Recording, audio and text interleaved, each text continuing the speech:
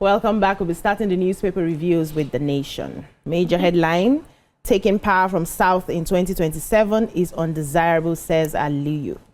FEC okays multiple road projects nationwide. Investors' stock market gains rise to 12.5 trillion. President in talk to douse Nigeria-Ghana tension. Ex-Women Affairs Minister reaches out to vulnerable Nigerians. Aida Tiwa wins at appeal court. Executive order seals ban of dredging ground Lagos bridges. What stories do we have in The Nation? Our president and his Ghanaian counterpart, John Mahama, are in touch to ensure that the tensions generated by the Nigerians must go protest in Accra do not hamper the age-long relationship between the two important West African countries. Minister of State for Foreign Affairs, Mrs. Bianca Ojukwu, was in Ghana.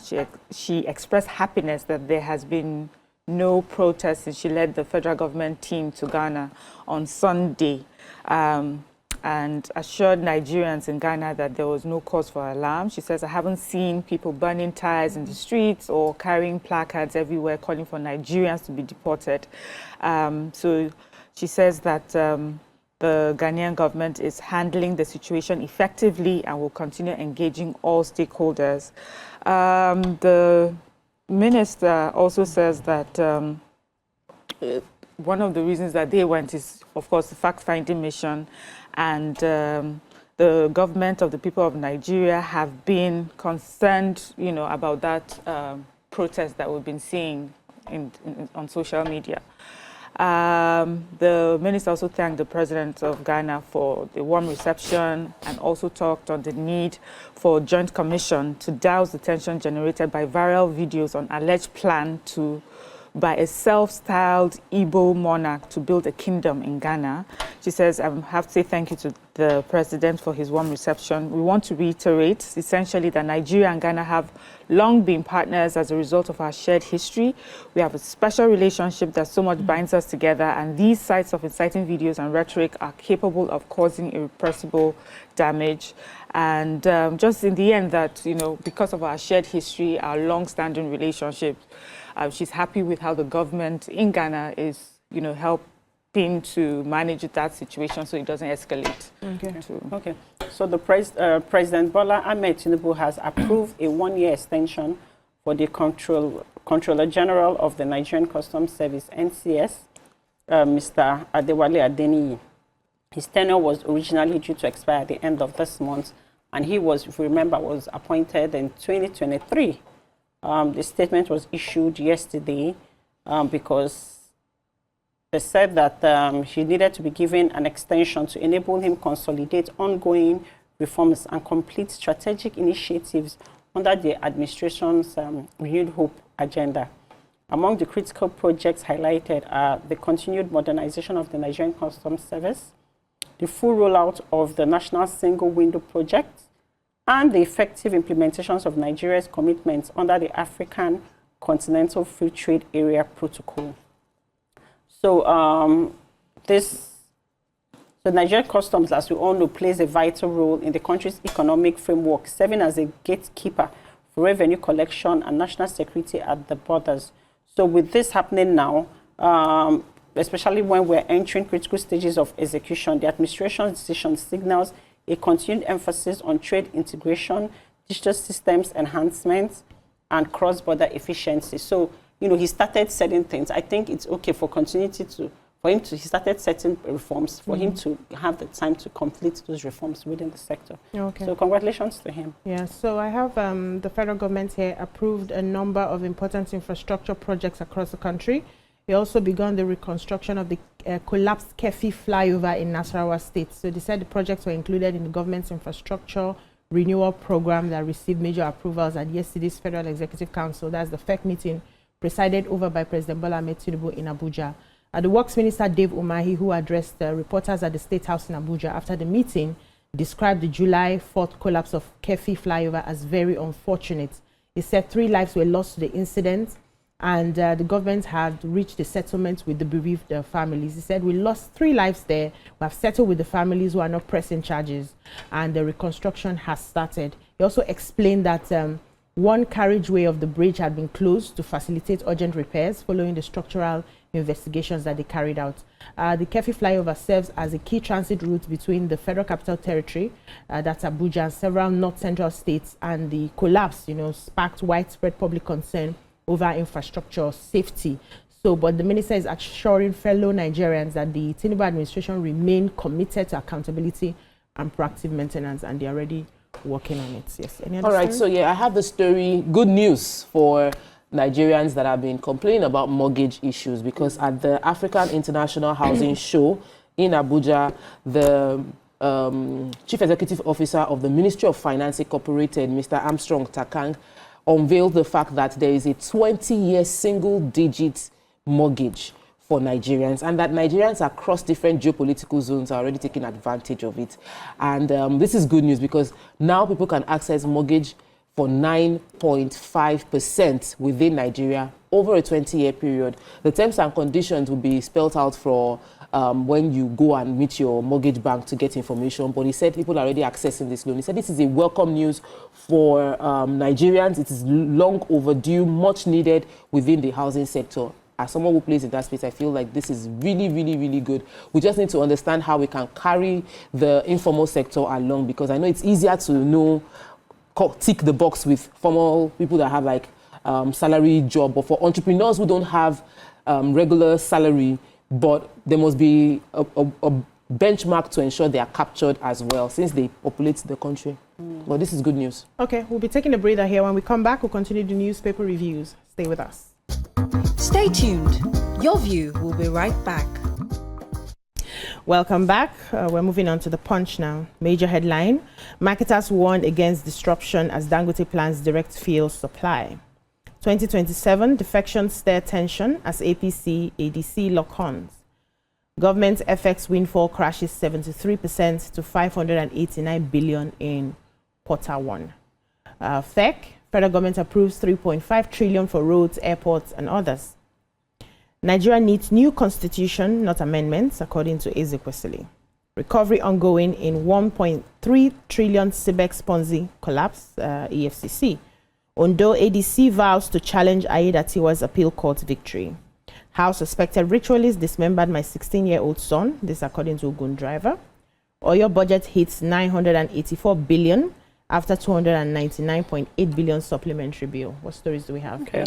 I have the major headline: Natural Oil and Gas Suppliers Association of Nigeria, NOGASA, has warned that Dangote Petroleum Refinery's plan to bypass existing distribution channels and supply refined petroleum product directly to end users would lead to a nationwide disruption, long-term product scarcity, and the collapse of existing supply network. I don't know why. Too much.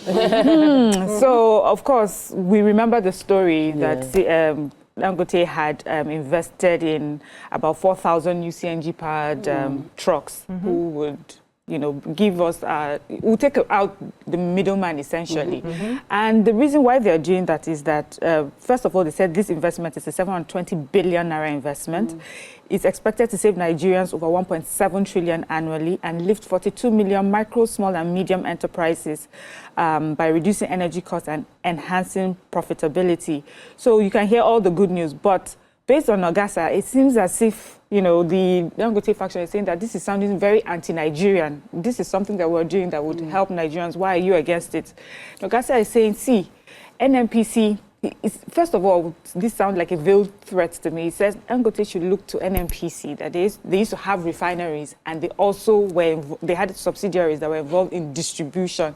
But look at them now. What happened to those refineries? Dangote cannot do this alone, and that his plan will also affect already existing distribution channels and businesses. So, of what good is that they are advising that he sits with them more and have more conversations and discuss. So they'll be holding him to ransom. All I know is that Nigerians want this, and if this does not work, we know where to look. Please. True. Please. Oh, God. A former Minister of Education and Chief Executive Officer of Human Capital Africa, Dr. Obi Ezekwesili, on Thursday knocked National Assembly over in its ongoing constitutional review amendment efforts, which she described as a charade and a conduit pipe to waste public funds. Yes, she lamented this, that the Nigerian political space, along with much of Africa, has been hijacked by what she called a criminal enterprise gang that now dictates the direction of governance in their interests, while the welfare of the masses or the larger populace suffers. She said this in a keynote address titled Reworking Nigeria's Federalism, Perspectives on Restructuring and Fiscal Federalism. This was delivered at the 7th pen-pushing anniversary and annual lecture in Abuja, Ogun State. She argued that instead of heeding widespread demands for a new constitution capable of correcting imbalances and inequalities in the current system, the National Assembly chose to pursue a process that would yield little or no meaningful change. She also explained that agitations for secession, widespread insecurity, unemployment, poverty, and poor governance could only be addressed through a people-driven constitution that guaranteed devolution of powers, equity, and justice across ethnic and regional lines. So she's actually saying the sentiments of so many other Nigerians, but then maybe let's start from somewhere, the amendment, and then if the amendment doesn't work, and public funds is being spent for this amendment, but amendment doesn't work, then we can go about a new one. We pay for everything in this part of the world. Let me take the story. This is just updates on the CBEX Ponzi scheme. The EFCC is informing us about the fact that they are still trying to recover the 1.3 trillion which was lost in the CBEX Ponzi scheme. If we recollect, around May this year, no, it wasn't May, it was April this year that these people came out. May is my birthday, was good news all to me. Silly. So it was in April that this news came out that CBEX was promising 88% to Nigerians without being registered. They were going to give 88% in returns, and they collapsed. They were no longer paying returns. They've arrested and arraigned, as of July 7, they've arrested and arraigned Awesur, Oturodo, and Chukwebuka Erim before the Justice Umar Court on allegation bordering on illegal financial operations and unlicensed investment activities. Update is we're recovering money because a lot of people apparently had been asking the FCC for so it's what's good, going on. It's good. That update is good because the last update, I remember they were arguing that they are not a Ponzi scheme. You remember? And when Nigerians actually trying to back it up. Yeah. So here now, It's Actually, a Ponzi scheme. Yes. Some people were even sending money again. Still, Yes. yes. Yeah. So a commercial driver, Olumide Lawal, has narrated how a suspected ritualist Salawu Omikonsola killed and dismembered his 16-year-old son, Wahab Lawal, for ritual purposes in Igbile, Ijebu area of Ogun State. He disclosed this while he had an interview with Punch Metro on Wednesday. And according to the reports, they said the Ogun State Police Command, in a statement signed by his public relations officer, Molala, disclosed that Lawal had reported his son was missing July 21. And he noted that July 23rd, the decomposed body of the boy was found along the expressway with some body parts, including his head, wrists, and genitals mutilated. So they also went, that time to police operatives who acted on incredible intelligence, and they arrested Salawu Omikonsola and another person, Serefusi Agemo, in connection with the incident. So they said he noticed that his son was missing. He went to report, and then some people in the area said that he has seen somebody who was blood-stained. So they had to start looking for that particular person, and they found the guy that killed the son, and he said he did that for ritual purposes.